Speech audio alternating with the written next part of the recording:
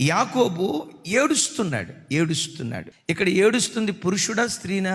ఇప్పుడు పురుషుడు ఏడుస్తా ఉంటే లోకంలో ఒక సామెత ఉంది, ఏడ్చే మగవాడిని నమ్మొద్దు అని లోకంలో ప్రజలు అంటా ఉంటే నా దేవుడేమంటాడో తెలుసా? నా సన్నిధిలో ఏడ్చే మగాడు మగసిరి కలిగిన వాడు అని వాక్యం సెలవిస్తా ఉంది. ఏడ్చే మగోడు ధన్యుడు. ఇంకా నన్ను అడిగితే ఏడ్చే మగాడు మగసిరి కలిగినోడు. ఎక్కడ ఏడ్చే ఏడ్పు?